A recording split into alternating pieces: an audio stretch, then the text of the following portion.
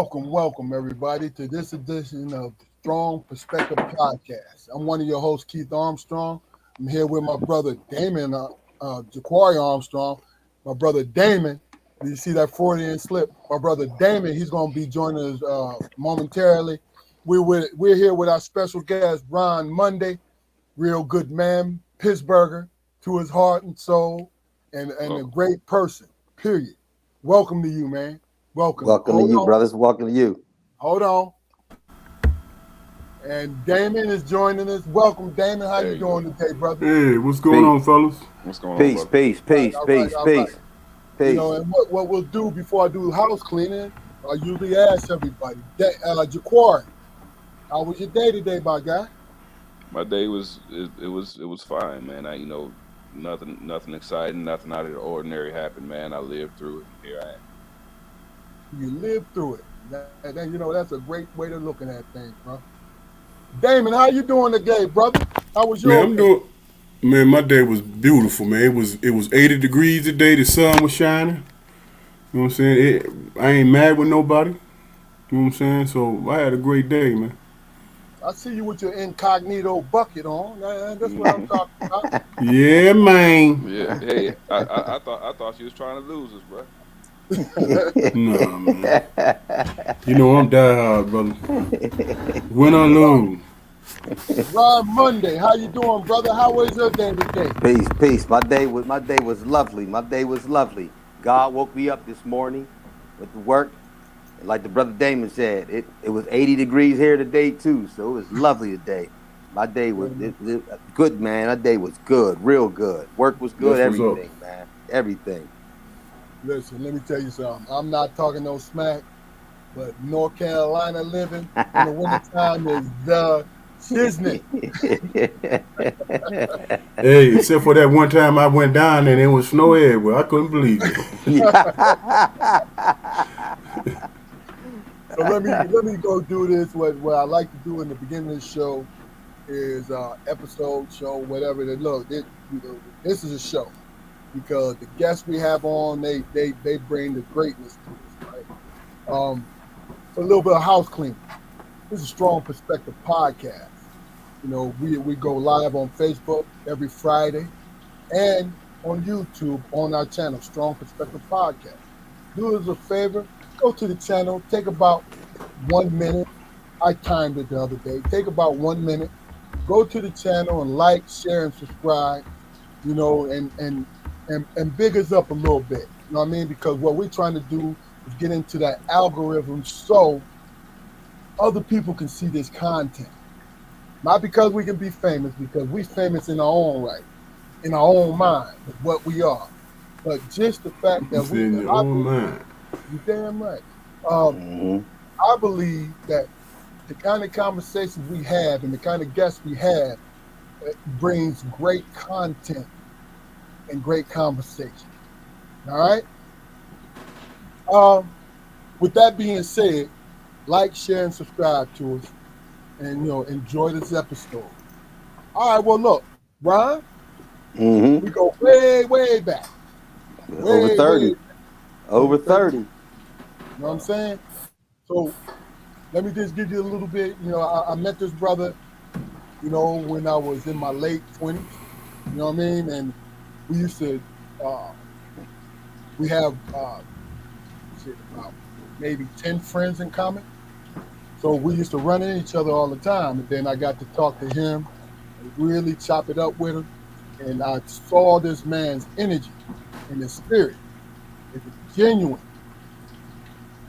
See, that's rare when you can say that about somebody. And, I'm a hard judge. I don't have a right to be a hard judge, but that's what I am. You know what I'm saying? And, I really am sincere when I call this man a friend. And we're going to go a little further and just say that it's always good to meet people who you don't even know, and we chopped it up yesterday. You don't know how much you have in common until you have that conversation. And what was so wild about it,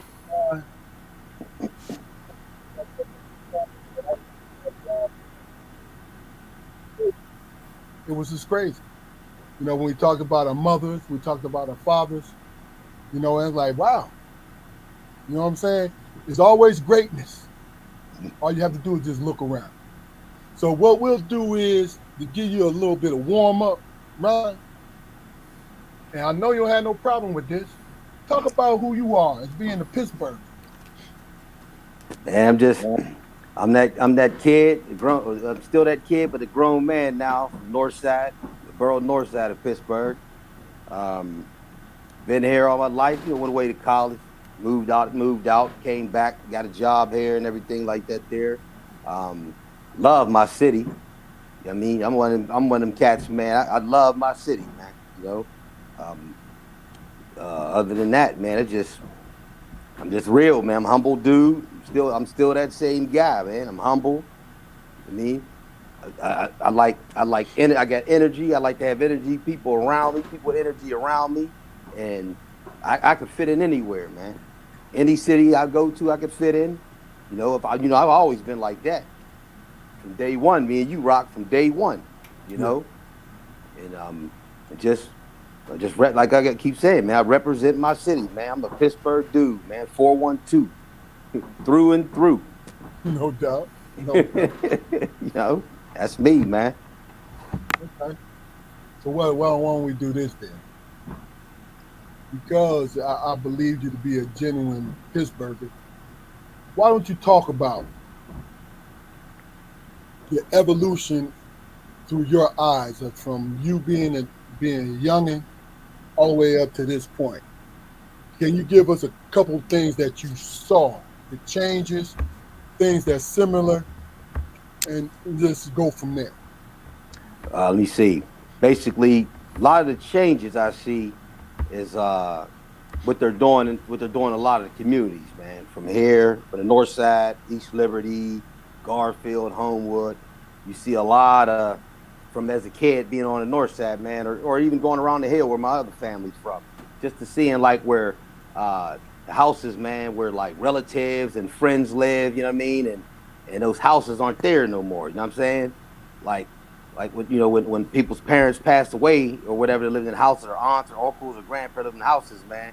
You know, like nobody in the family took over the houses, man. You just see them, man. They sitting there, and then the change of it is if you go down Lower North Side now, from down there, they used to call it Hood Town, but if you go down there now, man, you see they building houses down there, man. I'm talking about beautiful houses down there, and they charging almost 500 some $1,000, man. Oh yeah.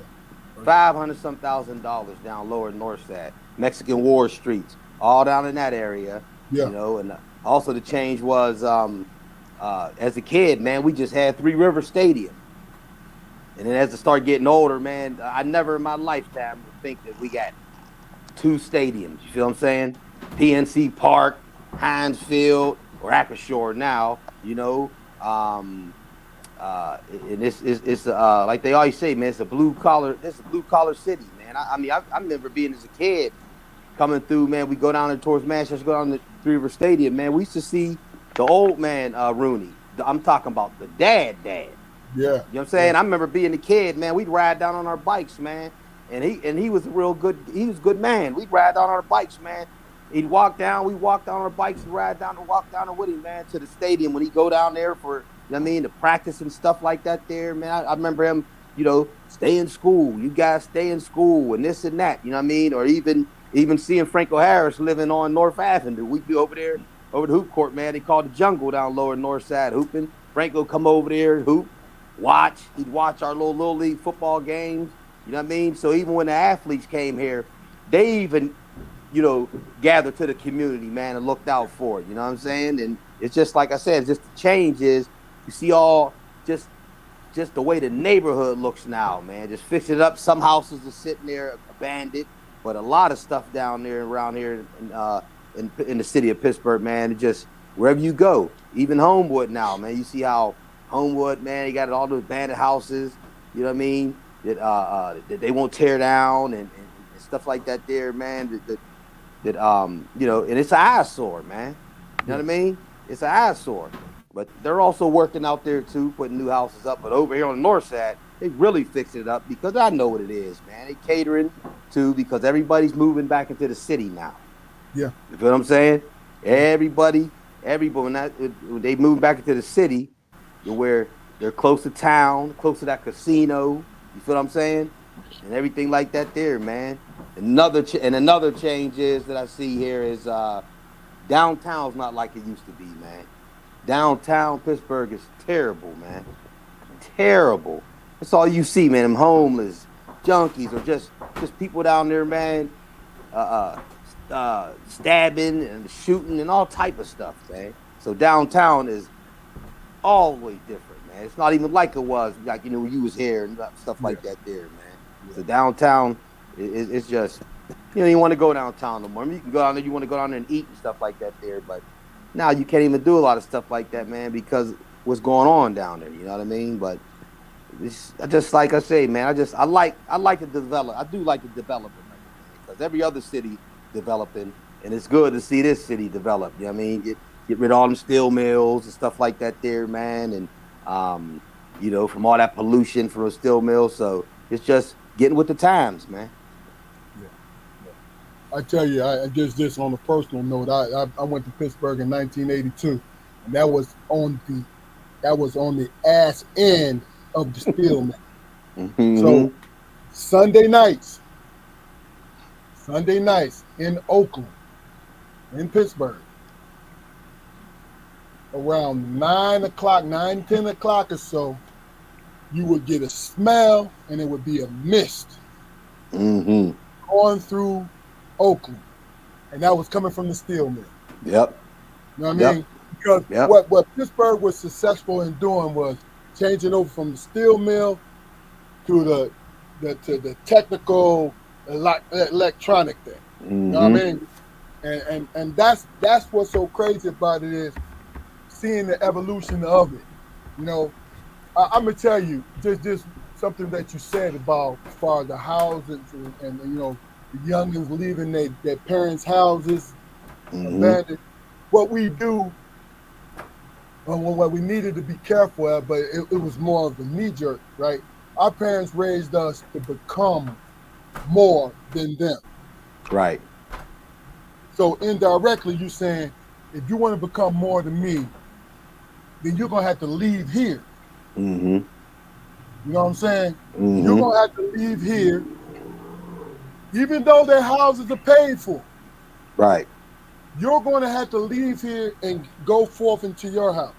Right. You know what I mean? Right. And then the youngins is more or less like, okay. And it happened back in Detroit too. Okay, I'm here with my life. Now I got to come back here to make sure you good. And then when the parents pass away, if you have the forethought during the time that they were there, or they did, to keep up with the taxes, that you don't lose the house. Right. You see what I'm saying? Right. Because, like, we had projects back there at the crib, right? One thing I can truly say is all my travels, it was more black ownership of home, right? But you can't say that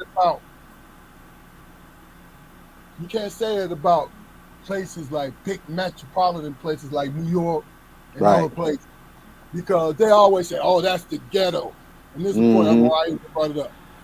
That's the ghetto. That's this, that, right? I asked somebody, and it was a white guy that I worked with, because he was on that, and I asked him. I said, "Hey, man, what do you think the problem is when they call these places the ghetto, right?" And I'm referring to the project. I said, nobody owns it. These are all rent. So whose fault is it that it's not an upkeep? Right. Whose fault is it? Because these people that's living here, they are paying rent. They basically are temporary. Even though generations have stayed in the same home the whole time, it's still a temporary home. You know what I mean? And, I'm sorry I went on a rant, but I just wanted to throw that out there. See, here's the thing, though, man. During that time, man, you gotta think about the predatory lending that was happening during the time, man. That's real. You know what I'm saying? That's real. Yeah. and regenerification was happening at Right. the time, Right. and It you is. had people who were sustaining their ancestors, their homes at the time, Mm-hmm. man. But if it was in disrepair or whatever, you know what I'm saying? If you didn't have the money straight out, you had to take out loans, and that's where the Mm-hmm. predators came in. Right. Right. Right. You know, and the Exactly. predators, man, didn't they had no love for ancestry, none of that, Mm-hmm. man. It Mm-hmm. was all about uh, uh, uh, getting over. You know, for example, balloon payments, man. Think about that for a minute. And it's nothing but and you know what's so crazy is it's nothing but a band-aid masking an enigma. You know what I'm Right. saying? You think you Right. really and truly, Yeah, go ahead, Danny. but yeah, it became, I'm not going to sit here and say that those people that was in those neighborhoods where we grew up at. I'm not going Mm-hmm. to say they didn't try to maintain, but when you got They did. predatory lending, man, and you got banks taking advantage. You know what I'm saying? It's really hard because all these people are just trying to maintain their homes, their Right. ancestral homes, man. Right. Then Exactly. you got balloon payments and all these things coming up and happening and stuff like that. People lose hope. They lose whatever. You know what I'm saying? Mm-hmm. Imagine, man, if your house is in disrepair and you take out a loan to get your roof fixed. You know what I'm saying? And during the time, you can handle the payments, man, that it took to get your roof fixed. It might only cost like $7,000, 8,000. You Right. know what I'm saying? But then they hit you with the balloon payment, and then the interest rate go up, and then you know what I'm saying the payment go up. It was predatory, and they knew that. Mm-hmm. So then Mm-hmm. you And lose the home, yeah, and then that's when the people come in regenerification. They come in and they willing to pay if your summer and winter taxes come to like say like $2,000. You had people coming in that same area that's willing to pay 8. Yeah. You know what I'm saying? And Lowball each other. you done got the house fixed up, roof Mm-hmm. fixed, all the things taken care Mm-hmm. of. You know Mm-hmm. what I'm saying? So all they got to do is just come in and be willing to pay the taxes on it. Right. Right. You know, all right. Now, hey, Jaquar, you have anything to add to that? Because I want to get No, no, I'm good. okay. Well, Ron, I'll put us on a tangent that I really didn't want to go to because this is it's a sore spot with me. You know what I mean? Mm-hmm. But being being in Pittsburgh, and we talked about this last night. Are you able to, and if you are, speak on it, the comparison of you being a young man and what you see going on now as far as the streets are concerned, quote unquote the streets, but Right. just the young guys and the young ladies out here in this world trying to navigate it. Oh man. The thing about being younger from here, what you see is, growing up as a kid here, more or less, the old heads always make sure us young bucks would stay out of the way. See what I'm saying? When you come around, we would never be around none of that stuff like that. There, you see somebody shooting up, drinking, this and that. I mean, you see some wino, the neighborhood wino or something like that there. But even he had knowledge. See what I'm saying? They would even tell you, "Don't be like me," this and that, this and that.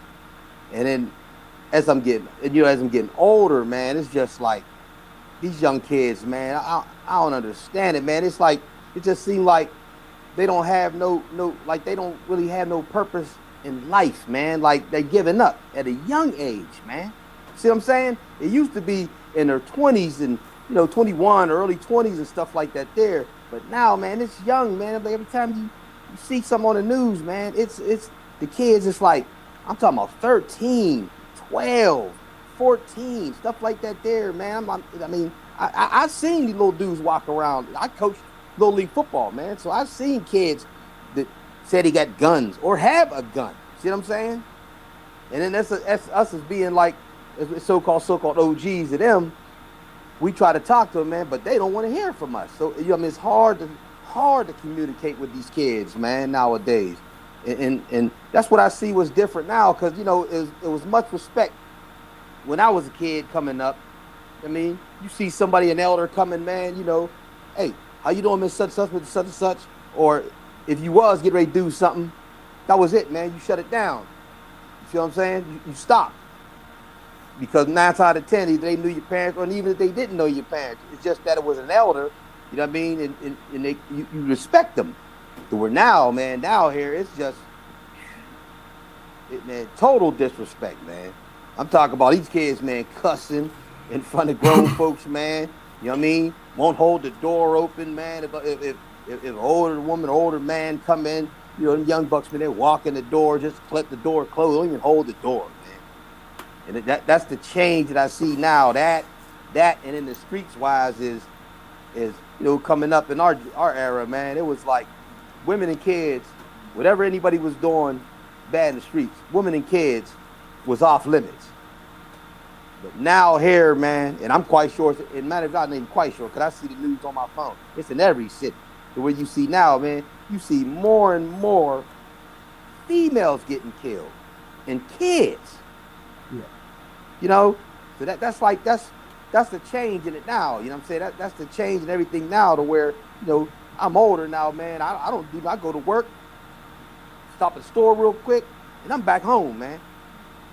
I never thought that you'd be, as a grown man, you'd be scared to leave out and go to the store or something, because you got to look over your shoulder. It's a grown man. Nowadays, man, I'm saying nowadays trauma and dysfunction have been normalized to the point, man. Oh yeah. It's everybody knows what the problems are. Everybody knows what the roots of the problems are. Mm-hmm. We fight the solutions though. Mm-hmm. The solutions rarely make you feel good. Right. I mean, if you take chemotherapy, for instance, I mean, it's bad. In some cases, it's worse than a doggone disease, but it's necessary. Right. I mean, we have to cull our mindset as a community, man. At this point, not necessarily go back to zero, but I mean, rarely do you find a household where the parents are standing on the basics. Yeah.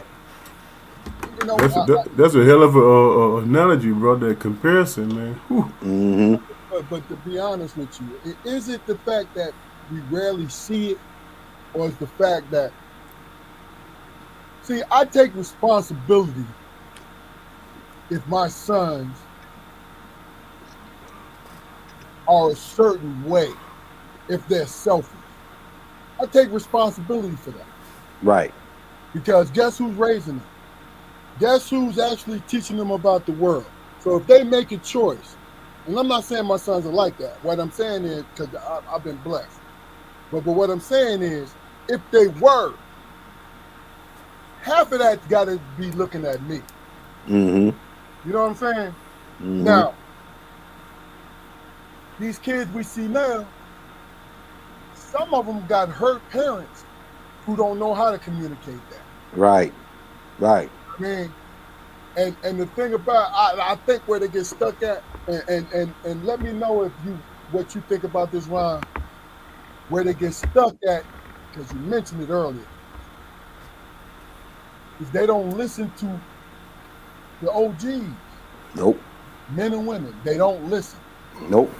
So my question to you is, why do you think they don't listen? Oh man, This your opinion. You know what I mean?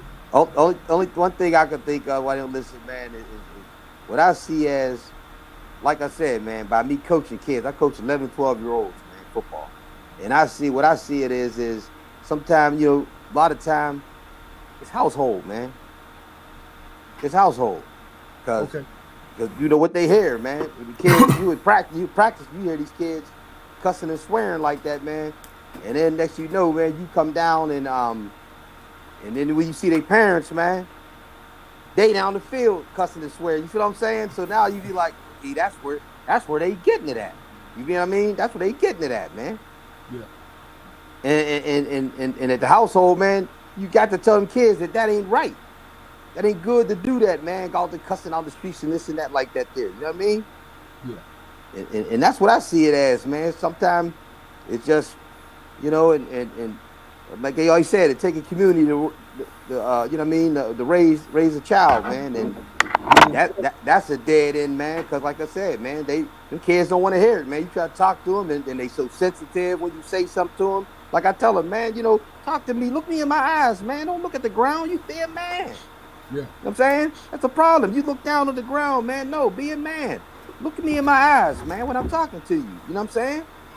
That's the first thing that they do, man. They looking down at the ground, and you know what I mean? And the eyes get the water up. I say, man, you can express yourself to me and tell me what's wrong, man. Don't make you soft. You know what I mean? Don't make you soft at all. That's the problem. You kids think, man, because you got some emotions, man, that you soft. Man, that don't make you soft, man. That make you a man. Feel what I'm saying? That make you a man. You know? Even the baddest cats, man, cried, man, and got emotional before. You know what I mean? And that's what I see it. That's what I see it as, man. Jaquari, what do you think?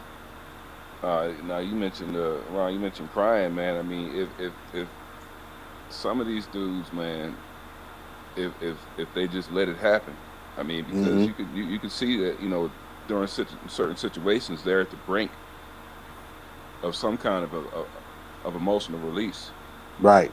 But they hold it back because they think that's what society, like you said, Ron, deems to be soft. But that same release, man, will clear up a bunch of trauma, man. You gotta let that shit go. You gotta let it go. It'll get your mental state right. Holding all that stuff in, that stuff in, make you mental, man. Holding all that in, make you mental, stressed out, depressed, and everything. When you release that, man, release them tears, man, and get that out, man. Let that energy out, man. You know what I mean? So, Jaquari, is that your answer, or do you have another answer, or why? Why do you think it's like? Well, I mean, just when we, in terms of household discipline and everything, man. Again, Ron mentioned, how we see kids, just being, acting away in front of grown folks, cussing in front of grown folks or whatever, and in certain situations, we might admonish those kids for, using that language and being out like that, and bringing the spotlight on them. And that's where we stop it usually, man. But if we were to, at the same time, stroke them and poke them, like, hey man, you can't be out here with all that cussing and all this, right? All that vulgar behavior, man. Right. That's that. The thing that pushes them to have that vulgar attitude is still in them. So as a responsible man, you got to nurture them to use that energy in a positive sense. Because like I said, whatever drove them to do all that loud talking is still in them. So put a book in his hand. That's right. No doubt. Put a book in his hand and give him other words to use besides words. Right. Even if they don't use them, they always had the option. Right. Yeah. I coach the kids, man, to be men. You know what I mean? I just about them sports. You know what I mean? I coach them to be men, and they can talk to me anytime, man. You know what I mean? That and what I also do, man. What I don't like is when I'm the coach, but another thing is what I always tell them kids, man. Hey, you know what I mean? If one of us coaches riding you home, or if I'm riding you home, man, I want to meet your parents, man, so they know who I am and who's bringing you home. You feel what I'm saying? Bad habit of that too, man. They just jumping in them cars, man. I said, nah, man, I want to meet your parents, man, and let them know. I'm Coach Ron. I brought such and such so and so home, and this and that, And there's a lot of that too, man, because the parents don't, they don't care. They just, you know what I mean? I'm like, man, and I'll ask me at the end of the day, man, how you getting home? Oh no. Now, here, man, take my phone and call, you know what I mean? Call your mom or your dad or whoever and tell them, Coach Ron, bring you home. When I get to your house, I'm coming to the door and introduce myself to them. You know what I'm saying? Stuff like that there, man. It ain't all about, just catching that ball and shooting threes and dunking and all that, man. I teach them to be men, man. You know what I'm saying? Teach them to be men, and I keep it real with them, man. You know, big dog. I Yeah. joke with them, so when they around me, man, they feel comfortable around me. You know what I mean? So that's what I do, man. I try to do it like the old school, like how we was raised coming up. That's what Yes, I sir. try to do, man. Bring that, man. You know what I mean? All right, Damon. What do you think, brother? The thing is this, man. Where I think things get lost, man, is that people, older people, understand what it takes to survive. They get it. You know what I'm saying? So they try to translate that with the kids. But the kids is missing that because it don't involve them personally, man. Mm. You know what I'm saying? Mm-hmm. Hold on. Ron, when there's moments, there's some head knocking shit, I always acknowledge it. Great fucking point, dog. Go ahead. Mm-hmm. Mm-hmm. Right. You know, how you reach a kid, man, is you got to convince them how they fit in the world, man. You know what I'm saying? You got to convince them, hey, you know what? Right. How you going to deal with your anger if you don't think that you don't belong, man, or you don't feel that you have a place? Mm-hmm. You know what I'm saying? Once you convince the kid, hey, man, this world is for you too. That's the reason why you was born. Right. You know what I'm saying? But you ain't going to find that, man, unless you deal with that anger. Mm-hmm. Unless you deal with that resentment, unless you deal with that those things that they're going through, and then that's how you try to address it, man. But you address it on the path that they're on. You know what I'm saying? It's easy to look at a kid and say, hey, man, be like me, and you that example. It's easy to do that. Mm-hmm. But if they don't see themselves in that path that you're talking about, man, they're not going to listen, man. Nah. You know what I'm saying? They're gonna listen to that cat that's speaking out of anger. Right. Because they can identify with that. Right. You know what I'm saying? Everybody identifies with hurt, and resentment and anger and all that stuff. You know what I'm saying? And the question is, you gotta decide where you got lost in it. You know what I'm saying? You gotta figure out where you got lost in it. And if you can't identify with that, man, if it's just that sentiment, that anger, that's all it's gonna be. You know what I'm saying? Right. Discover thyself, man. You know what I'm saying? What makes me angry? What pushes my buttons? Right. You know what I'm saying? Okay.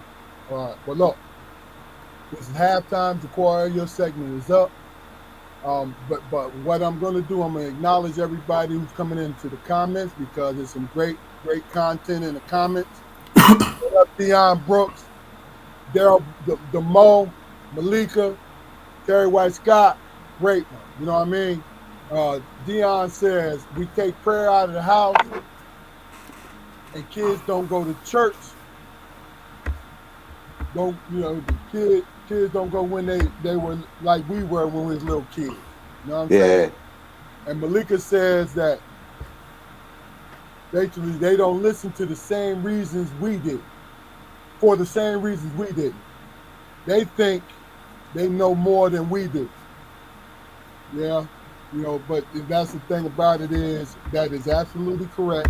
Mm-hmm. That's why when we was youngins, things was repeated to us over and over and over again, planting the seed. Mm-hmm. You know what I mean? Terry White Scott says that traditions, values, moral compass, respect, and on and on and on are all missing. It's a sad state of affairs. I get it, but who's supposed to reinforce that? And this not against you, Terry, not at all. But we got to take a little bit of responsibility too. Oh, yeah. You know what I mean? Daryl, the Mo says, there's no village these days. And I agree with that. But I go back again, we got to take responsibility for it. Mm-hmm. And before we move on, this is a mouthful. And Malika says we set a different expectation for our children than our parents set for us. A lot of us veered from our teaching because we felt they were too harsh. Your point, Malika. We felt it was too harsh, right? I'm not saying we were wrong about saying it was harsh, but we don't get to choose what the new way of handling things when it looks like kids. And I'm not gonna bore y'all with this, but I'm gonna leave this up here so you guys can read it. Just to give you a little bit of ammunition. And Jaquari, this your halftime segment is on you, brother. All right, I was supposed to say. I've been thinking a lot about the point in my life where I changed, man. I seen a picture of myself when I was a little kid. I was probably in the fifth or sixth grade, man. And I looked at my face and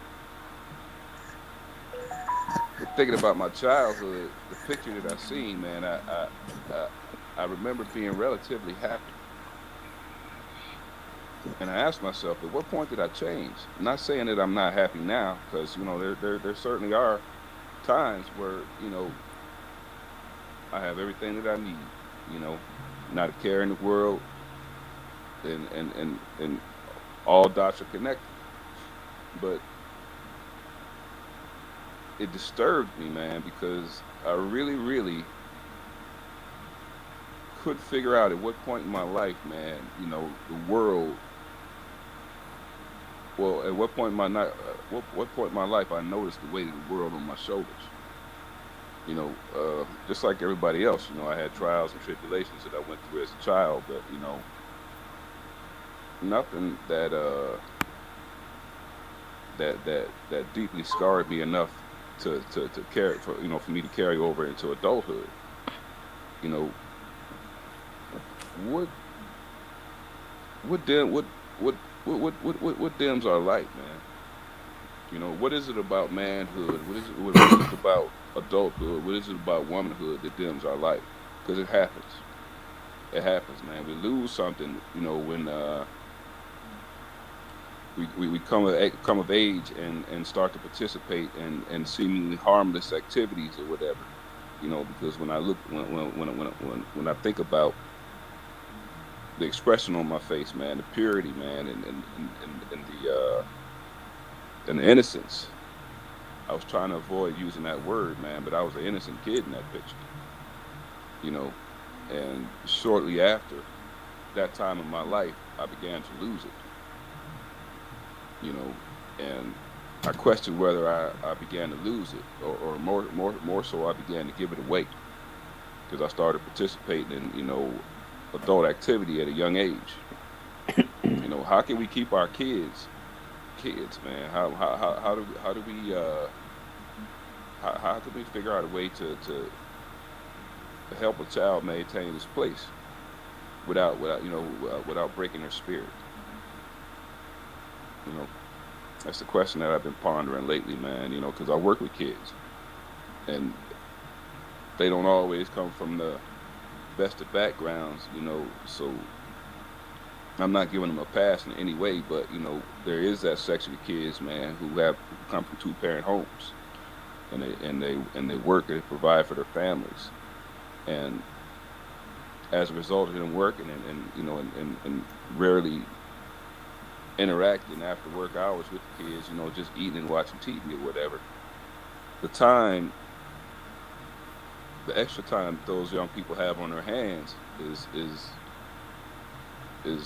time that they use to indulge in deviltry. So how do we as a community, man, how do we as a society, man, create safe spaces for our children to develop in proper ways? you know that's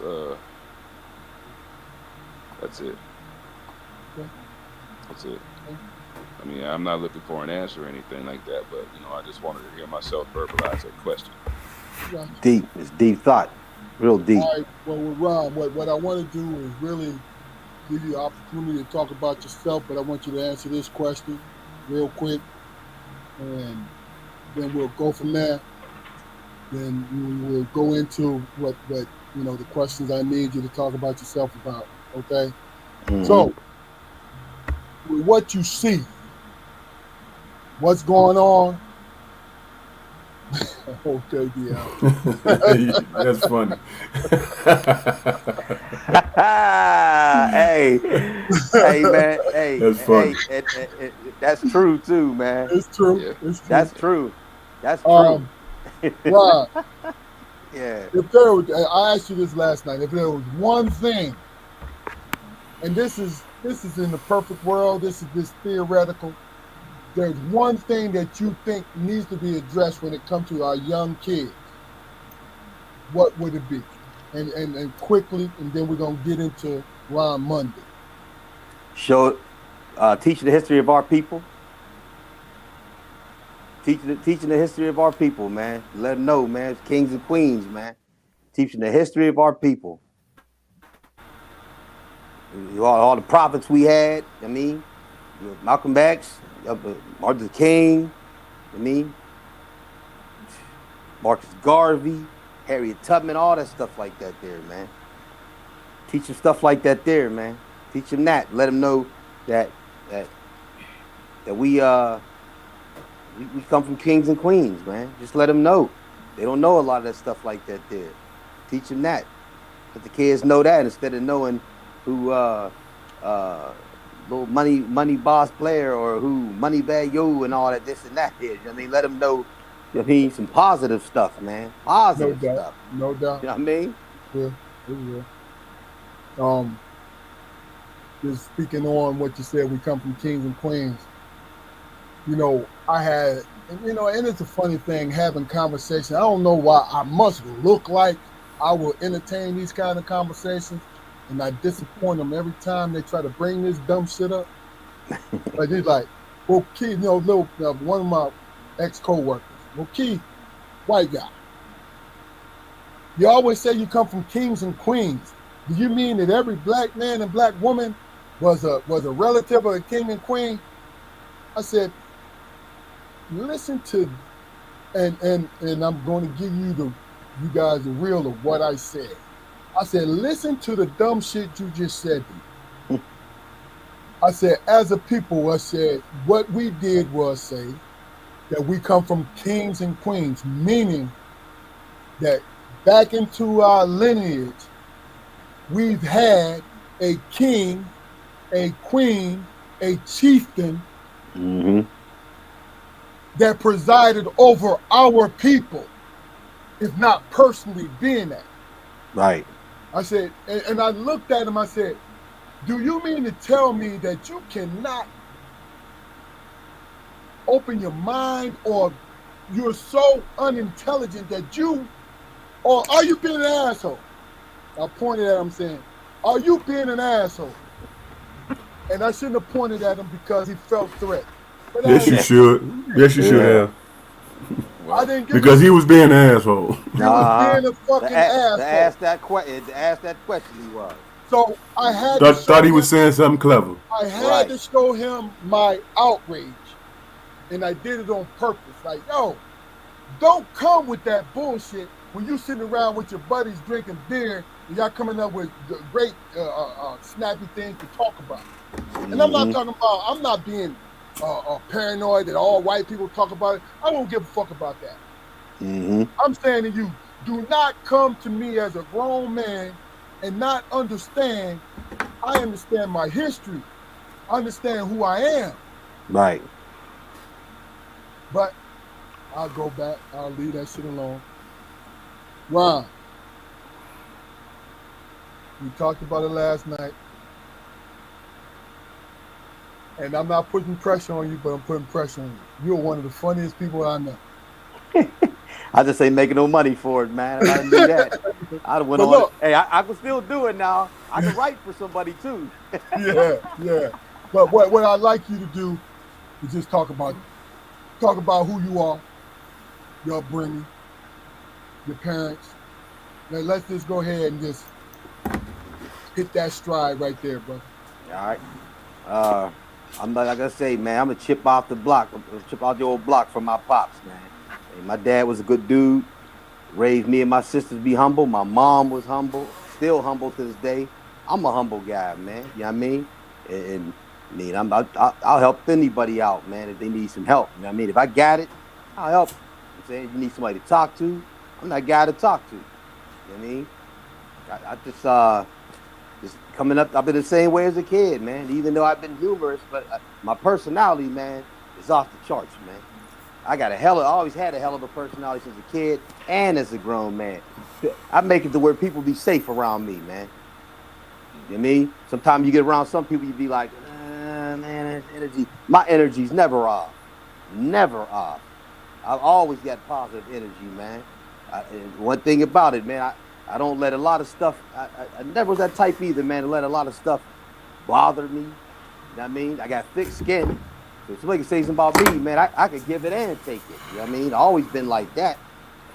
You know, and like I said, like my dad, man, that's the way my dad raised us, man. And the way my mom, you know, I mean, my mom, same thing. That's how we was raised coming up. Like my dad, you know, usually, you know, parents have their favorites or something. But one thing about my pops, man, he really didn't have like favorite between me and my sister, and we both was favored. Where I had a friend that even said, man, one thing about your pops when he passed, one thing I remember about your pops, man, is that he ain't show no favors with you or Sharon, man. Mm-hmm. Everything was mutual with both of y'all. You know what I mean? Stuff like that there, man. And I see the older I'm getting, I'm like that with my kids, man. Like I could talk to my dad about anything coming up, man, or my mom, you know, bad or good. You know what I'm saying? I could always sit down and talk with them, and that's how I raised my sons, man. They could talk to me about anything. I mean, to this day, man, my son is 27. The oldest will be 29, and you know, we rap with each other, man, and you know, they grown now, man. They, you know, they be talking to me, man, and cussing about what's going on out in the street, this and that, man. And it's just, and I sit back when we talk like that. I'm like, man, I used to do this with my dad, man, and now here I am with my sons talking like that. You know what I mean? And they safe to talk to me about anything, you know, since they were little, you know. And but it's just the type of guy I am, man. You know what I mean? You know how I've been, man. I'm a good dude to be around, man. Okay. Well, do me a favor. Talk about your mother and your father individually. Individually. Yes, sir. Let me see. I'll go with my dad first, man. Like I say, my dad, man, rest in peace to him. But my dad, man, was a hard worker, man. Always had a job. And he'd even tell you, man, if you was on that street stuff, hey, man, look, I don't condone it, but if it is what it is, keep you a job. So if something go down, man, some police come knocking at the door or whatever happened, they know where that money really come from that check you get from that job, you know. And he just put that. My dad went. He just put that work ethic in me, man. You know what I mean?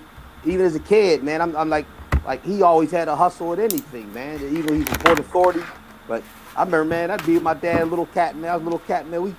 My dad, man, went on, man. We was selling Avon, man, riding around in the van, selling Avon, man. Me, my dad, my cousin, man. Selling Avon, man, making a little side money, man, making Avon. Also, too, man, I remember my dad, man, to get our furniture back in the days, man, we was kids. He go down, he's a pool shark. You know, shoot that pool, man. He go out in the pool, man, pool shark. And my mom would get on him. He go, my piggy bank. You go on that boy's piggy bank? That's all right. I put more than I took out. You know what I mean? That's just how Pops was, man. Yeah. And my mom held it down. My mom's strong woman, man. My mom always made sure that he wasn't doing too, you know, real crazy with the money going here and this and that. I mean, my mom watched that budget, check everything, this and that. And even to this day, man, my mom, man, always had a personality. That's where I get my personality from, man. You know what I mean? I could say anything to my mom, man. To this day, man, that's where I got my outlandishness was from my mom. My dad, like I said yesterday, my dad was laid back funny. You know, he'd say laid back funny. My mom, outlandish funny. You see what I'm saying?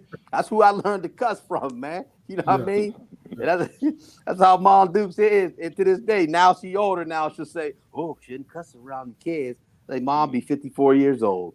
I hadn't heard everything. And you know what I mean? Just the household was even funny, man. You know what I mean? Yeah. Just even to hear my mom and dad, man, like like here's how real it was my household with my mom and dad, and that's how I was always like seeing how the relationship was, man. To where my mom would rip on my dad, man. Mm-hmm. You feel what I'm saying? She come in there, man. He come in the house, man, and he come walking down the stairs or something, his drawers or something, man. She come, hey, here come Mr. Panties, man. You know what I'm saying? I mean, that's how it was, man, at our house, how my mom and dad was, man. Just Yeah. you Yeah. could always be yourself around them and didn't have to sugarcoat nothing because the funny and the genuine love, man, was, I mean, it was sky high, man, and it's Yes, still sir. like that to this day. You know what I mean? Still like that to this day. Like I said, man, my mom, she worked hard. You know, she was that type. She wanted to work, man. She didn't want to be home. She wanted to work. And my dad, man, like I said, get them hustles, man. He get all us kids when we was younger. Me and my friends and cousins, man. He he get hey, y'all wanna make some money? I mean, we go down there and sell newspapers, man. You know, take newspapers out the box. Back in the day when you live it down, put money in there, go through the neighborhood selling papers, man. Like I said, selling Avon on the side, man. Everything. Rolling around in the van, man. With them old 1970s, man. Old two-tone van, man. You know what I mean? Looked like a creep van or something, you know what I mean?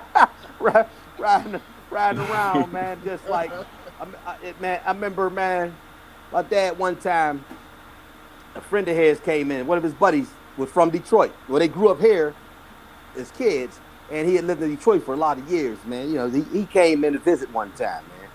And we sit in the kitchen. I think I had to probably be I'd be about 19, you know what I mean? We sitting there talking, and his buddy look at me like, "Hey, Ron, man, you getting big. Last time I seen you was a kid, you was little, man, you was small." And yeah, and he just said, "Yeah, bingo, Ron getting big, this and that." First thing my dad said, man, was like, "Yeah, well, he got to go to sleep sometime if he think about jumping on me." But we ain't saying, you know what I'm saying? We ain't saying, the question wasn't even like that, but that's where he was going with it, like, because his main man, you mean his main man's putting it out there like that, you know what I mean? But I would have never done that anyway, you know? But either that or another thing, and also he said too, man, that was like, I remember this to this day, man. Like I said, about 19 years old, and that's the same thing. The guy was talking, and yeah, man, Ron, man, I know the girls, man, you 19 and this and that, man. Girls coming at you, bang, you bang. And girls coming here, and my dad be like, "Hey, yeah, them girls be coming here, knocking the door, calling this and that," and he'd be like, "He ain't never told on me. I would never tell on him." You know what I mean?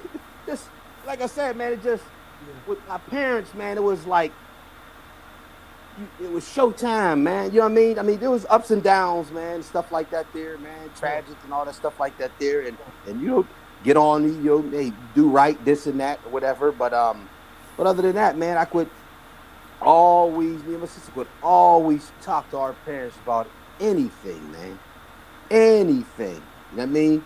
We didn't have to hide nothing back or nothing like that. We could talk to them about anything, man. And like I said, man, that's how my work ethic. I see that's how my work ethic always been. Watching my pops do that, and that's how my work ethic is, man. You know, and like I said, Look, all right. And also, I've been waiting. Now, talk about your pops being a celebrity now, man. We got to throw that out into the world. Okay, yeah. My dad, man, was original. The group, the Marcells, man. He's the original member, man. But like I say, man, my dad, man, was so humble, man. Like only time the family would know, but only time he talk about it is if somebody asks him. You know what I mean? Then he'll talk to you about it and whatnot like that there, man. But he just he been singing, man. I guess since he was a kid, man. And only thing I regret is I never. I always wanted to ask my grandmother and my great aunts and all them what was their feeling when they first heard his song on the radio. You know what I mean? Tell them what the song is, Ron. Blue Moon. Yeah, Blue Moon by the Marcells, man. Blue Moon. And my dad know Music 101. You know, his favorite groups, man, was the Manhattans, man. Gerald Albright, that's his main man. Yeah. Oh, that's the Manhattans, yes, man. That's his main man. You know what I mean? But yeah, Marcells, man, and how I found out, like I said, when he passed, and they called for the obituary and everything. Called, I think it was Billboard magazine or something. Called my mom to ask her how they met, and it was like my mom and dad met like as a mutual friend. As a friend of my mom's would go to they from the hill, would come to the north side, and she had knew my dad. So she introduced my mom to my dad. And like I say, oh yeah, he sings this and that. He's just coming out singing, whatever. And like I said, my mom she was never starstruck. You know what I mean? Mom Duke's never starstruck. She just was like, I'm going to go see this little funny looking guy with this little process and this and that. You know what I'm saying? Yeah, you know what I mean? Hey, she been on him from day one, man. You know what I mean? And she said they went out and met, hooked up, chemistry was there and everything, man. And it was, I believe, they were together he been gone 6 years. I want to say when he passed, I want to say it was probably, I want to say they was together probably about 50 years at the time, about 50 years, 50, 51 or 52, something like that at the time, before he passed, so 50, 52, somewhere around there, man, in the 50s that they had been together, man. And that's all she knew, and that's really all he knew. Them too, And also, man, like I said, you find out a lot of things, man, that I never knew when I told you guys yesterday, man. That I never knew that song, man, knocked Elvis Presley, man, off the #1 charts of Billboard. You feel what I'm saying? He never even, my dad never even talked about that. He never said anything. We found that out when he was already gone and buried, man. And some interviewer called my mom and asked how they met and all that stuff like that there. And that's how we knew, man. And when I heard that, man, I was like, wow, man. I mean, that's what I mean. I always knew my pops was that guy. But when I heard that, like, man, that song knocked Elvis off the chart, man. Yeah. You know what I mean? But like I keep saying, man, he just was a humble guy, man. He is still like everybody loved my dad, man. Like, I never in my life, man, ever heard anybody say anything bad about my pops, man. That's the type of guy he was, you know what I mean? Even to this day, I'll see people that he worked with, or a lot of his buddies, man. A lot of them is gone or whatever. But even other people they grew up with or whatever, man, they're just like, man, Bing, man. Oh, it's a good dude. Like, I never heard nobody say nothing bad about my pops. And that's the way I try to still myself. You feel what I'm saying? Mm. Where ain't nobody gonna say nothing bad about Ron, man, because I don't come at nobody sideways. And that's just how my pops was. Only thing got on my pops' bad side, don't steal off of me. That was #1. Yeah. And if he asked you if he helped you out, and he helped you, and then you call him, and he need a favor to help you, he didn't like that either. You feel what I'm saying? He didn't like that either, man. And but the group, man, like I said, there's only one original left, man. All the other ones is gone. And when my dad is the one who fought for the royalty, it was him, and the bass man was Fred. But my dad fought and got the royalties, man, and he was so much of a good dude to where when a couple of his buddies, man, and a couple of guys in the group didn't have an address. So my dad would get it sent to him and then make sure they would get their money, So my dad wasn't on those slime ball stuff either. He made, a lot of them guys be in the groups, man. I'm going to keep this money. I'm going to do this and that. You know what I'm saying?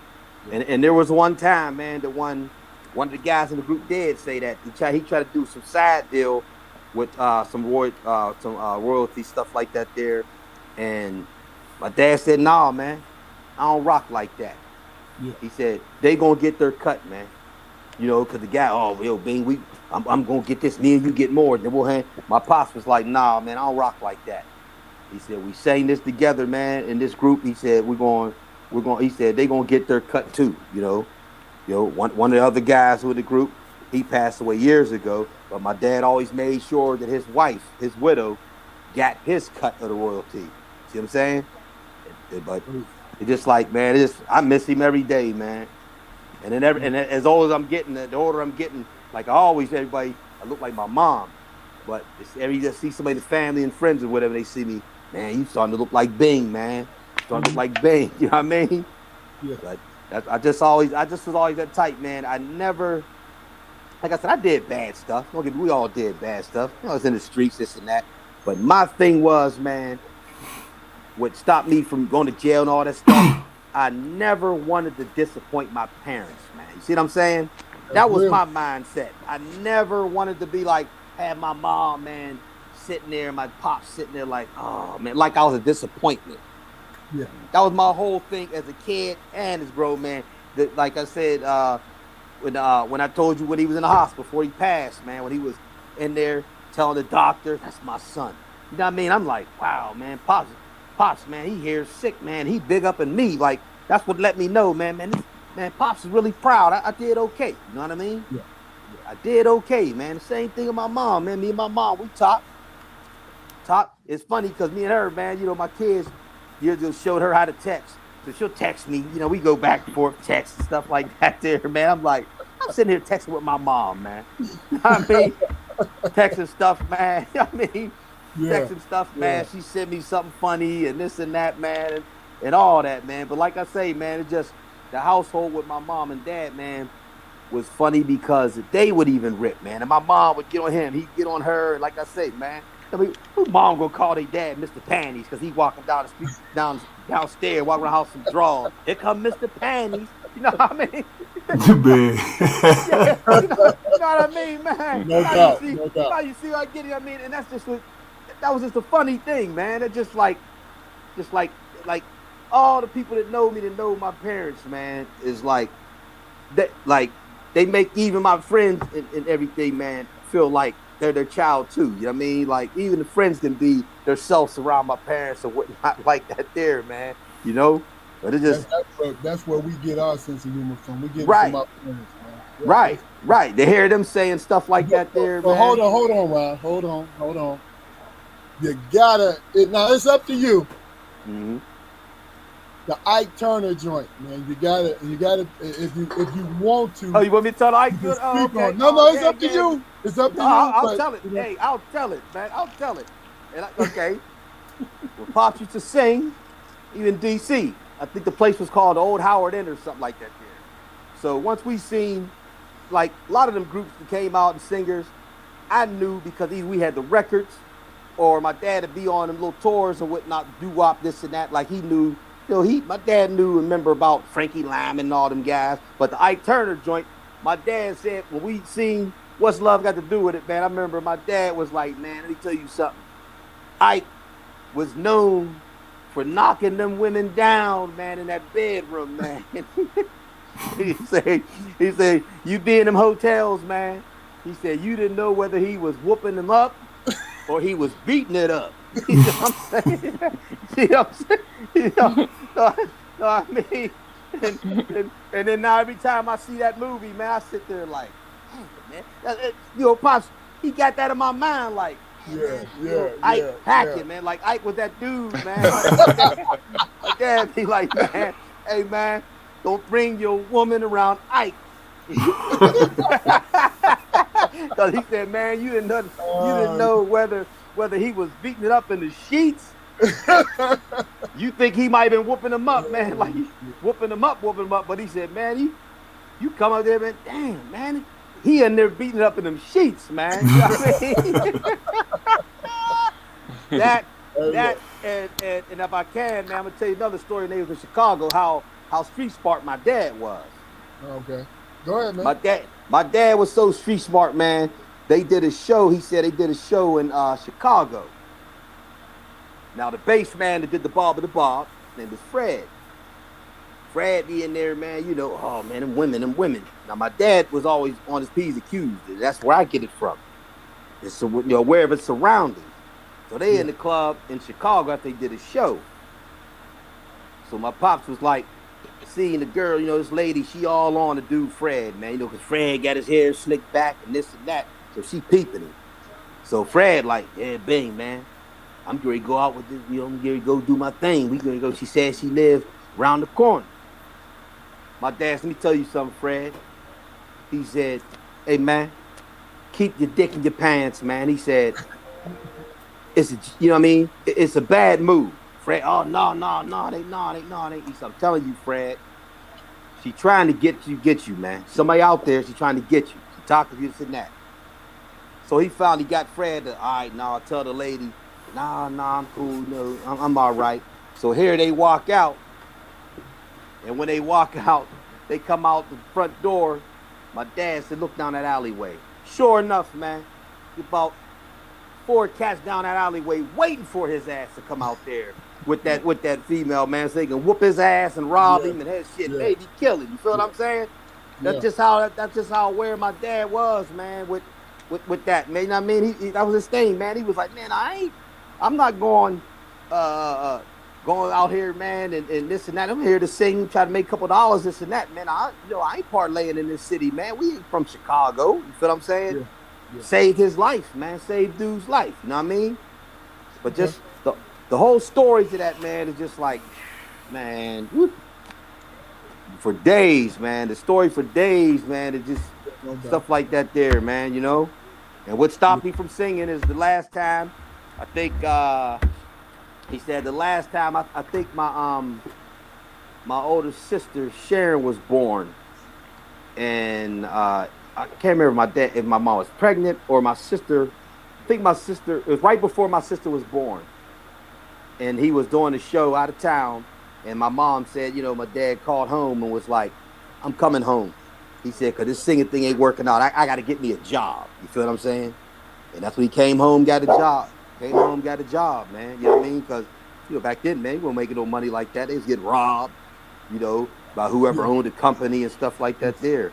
But came home, got a job, man. And then he would occasionally, over the years, they'd occasionally still sing, do a little singing around the neighborhoods and little legions and all that stuff like that there. And the one proudest moment, he made it to not the big Rock and Roll Hall of Fame up in Cleveland. Mm-hmm. He made it to, I think it was like the Doo-Wop or some Hall of Fame in Boston, man. Up in Boston. He went to that, man, and he was proud of that, man. He was proud of that. Let me tell you something. Pittsburgh is a musical city. Oh, yeah. Especially when it comes to jazz and early doo-wop. That's real. Crawford Grill, man. The Crawford Grill. Yes, sir. Crawford Grill. A lot of people from here. George Benson, Lena Horne. Yes, sir. Yes, sir. George Benson. George Benson. So I have so this next joint is, and I want the three of you guys to answer. We'll start with you, Fluke. What is the biggest thing that you can carry away from our parents? And Ron, your parents. The biggest thing I can carry from my parents, man, was to be the best you can be. You know what I'm saying? And say create your own lane. You know what I'm saying? Don't be a follower. And accept responsibility for your failures. Man. Yep. You know, that was the biggest thing that I learned from my parents. Man. Because once you turn 18, what came out of Pop's mouth? I raised you, man. Mm-hmm. You know what I'm saying? Make a decision, son. Mm-hmm. Make a decision. Yep. Yeah. Jaquar. The biggest thing I could take away from our parents, man, is a sense of understanding. They weren't the kind of people who would relegate somebody to a caste system. They understood that everybody had a journey and everybody had a story, and along the way in those journeys, they picked something up. So whether it was nonsense or whether it was the gospel, my parents gave that person an opportunity to hear him out, and that's what I carry over from my parents, man. I hear you out. Ron. Yeah, but that's what Dane said, man. Just biggest thing I can, man. Like you say, man, be productive in society. Don't be no follower. Budget yourself. Whenever you working, budget your money, man. You know what I mean? And just take responsibility. Like you said, take responsibility for yourself. Like you said, when you hit 18, you're a young man now. You know what I mean? You got to learn how to do things on your own. I can get you to that door, but it's on you to get on out there and walk out there, man, and get on you, stand on your 10 toes, man. That's the biggest thing, man. Just be productive, get that work ethic, and be humble, man. Be humble. Um, this is one of the questions I'll answer. Also, my biggest takeaway is, and I did it begrudgingly, was a sense of individuality and responsibility. You would think that those two things go hand in hand, but not really. Because if you have individuality, you don't have to be responsible to other people, right? But for some reason, that's what I took away from them. Like, yo, understand that you need to take care of you and yours, but there's going to be a way, there's going to be some way that you have to not be responsible for people, but understand that you have something that you can give. That's pretty much it. You know what I'm saying? Mm-hmm. So the last question of the day is this. And I'm going to kind of flip it a little bit. Knowing who you were at 19 and 20 years old, Ron, Damon, and Jaquari, could you navigate today at 19 and 20 years old? Now, I'm going to give you a little bit of advantage with the mind that you have now. Would you be able to navigate today at 19 and 20 years old? We'll start with you, Ron. Let me see. You know what? I think I could, man.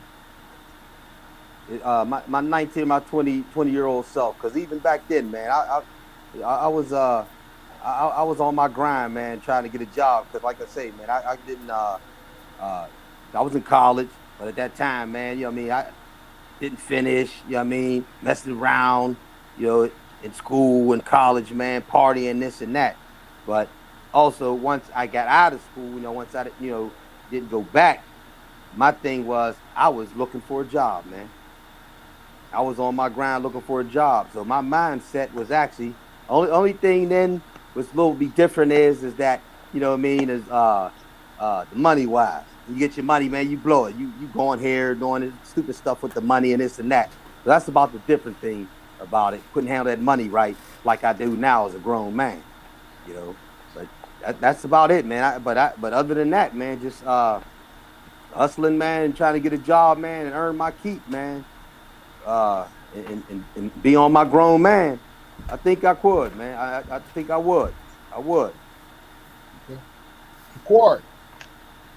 In certain aspects, man, I say, yeah, I would probably, I would be successful, man. But when I really get down to the bare bones of it, man, when I was 19, 20 years old, I was I was the definition of a people pleaser, man. So I wanted to be a part of what was going on, man, and the state of social media, nowadays, man.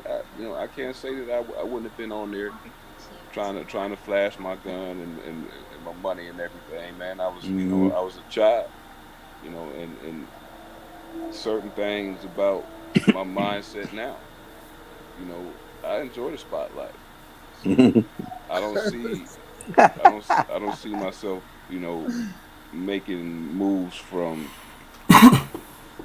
making different moves from the young people of today. Mm-hmm. The only advantage I believe I would have had was the comeback, because I would have failed because there's too many temptations in the world. It's just, I mean, things are just too easily accessed nowadays. So I probably would have been a part of the madness, but you know everything having its season. I think my mindset of today would have helped me work out of it. No doubt. No doubt. All right, Damon, look, answer the question, then we're gonna go into your final segment. We're gonna end this episode. Well, hell, this question is easy for me. Hell, at a young age, I was ostracized, so my circle was small, bro. You know what I'm saying? My circle was small, so hell yeah. I'm not communicating with a whole lot of people about my business, man. Mm-hmm. You know what I'm saying? I'm not getting caught up in that madness, man. You know what I'm saying? People, I'm an enigma. People wonder about me. Always have. Gotcha. You know what I'm saying? So no, I wouldn't be, caught up with the same things these people are caught up with, man. About personal stuff because my circle was small. Okay. Okay. All right, well, it's on you, baby. Take us on home. Um, I had a dream about one of my mentors, man. This nun at the college that I went to. She was my mentor. She guided me in a lot of good places, man. White lady. And I remember my first class with her. She gave me an assignment, and I gave her this fluff stuff. You know what I'm saying? You know what I'm saying? Stuff that I think she wanted to hear, and all that. So when I got my paper back, man, there was red ink everywhere. It was like crazy. It was more red ink than the damn paper, man. With the words that I wrote. So I took the paper back to her. I was like, "What's going on?" And she, what she said? She looked at me and she said, "Damn, you're a black man. What is this? This ain't about your experience." You know what I'm saying? You trying to tell me what you, as a white woman, you trying to tell me what it is that you want, that I want to hear. You know what I'm saying? I studied with James Cone. She started naming all these cats that she did, work with all that stuff. And I was like, okay. So I said, okay. So she said, well, tell me what it is, man, about you that you want to give to the world because you in college now. You know what I'm saying? And it's time for you to present yourself. And I was like, still giving her the same fluff. She said, man, it was this one man that existed in this world who was about who he was and his experience that everybody followed now.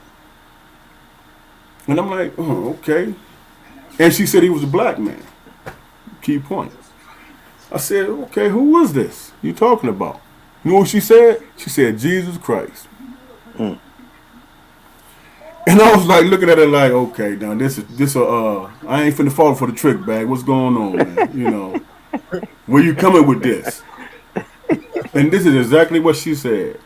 She said this was a black man who was on the occupation of a white country, who was the Romans, who, she said, everybody, people think everybody followed him because of the miracles that he did. She said, but that's not the reason. She said they followed him because he kept to his culture. You know what I'm saying? He believed in his cultures and he believed in the men that came before him. You know what I'm saying? And that's what he talked about. You know what I'm saying? He was devout in that. That struck me. I said, wow. You know what I'm saying? Other than my parents, that was another person that made me proud of being a black man. You know what I'm saying? It made me proud of being a black man because she did not want to hear, the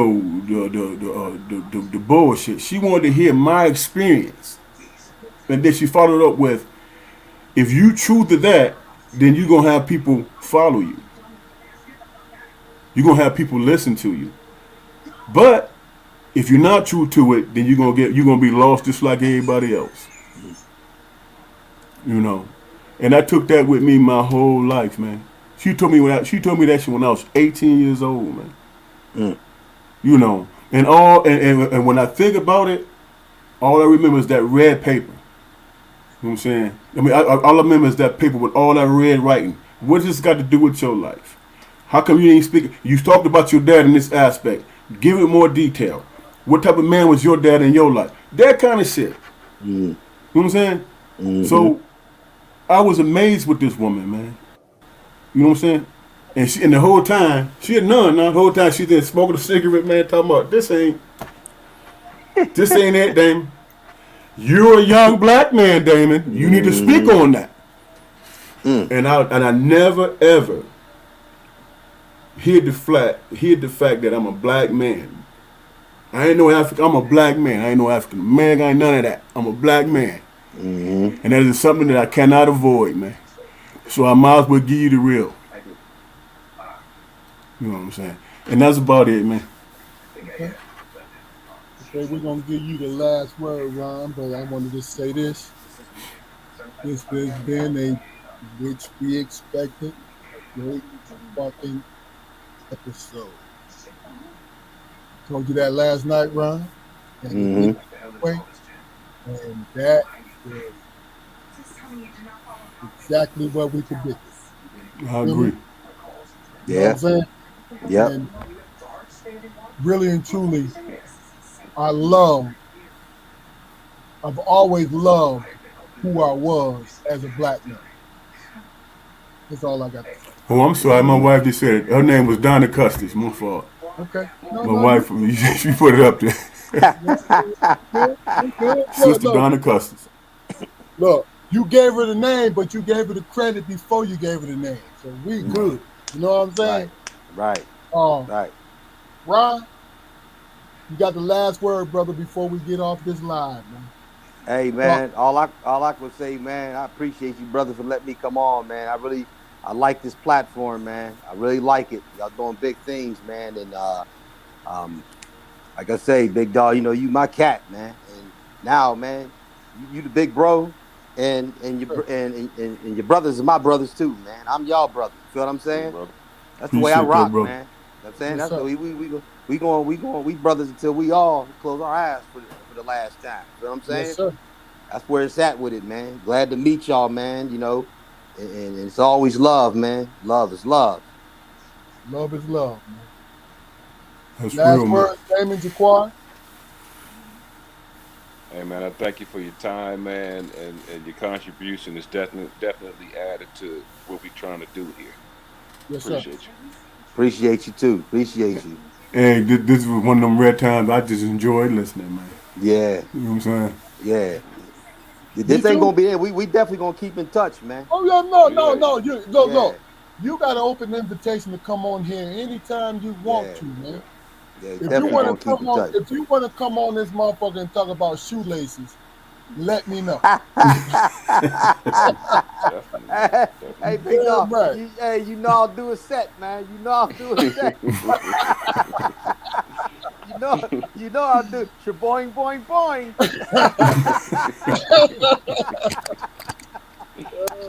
Yeah, man. Man, salute to y'all brothers, man. I mean, big salute, man. Big salute. Love is love, man. Love is love. This is a Strong Perspective podcast. And look, we have conversation with everyday people because everyday people make this world go round, period. Right. Hey, stay on, Ron. All right. We go off live. And make sure you go to our channel, man. Like, share, and subscribe because we got some great content, and this is what we're doing. Peace.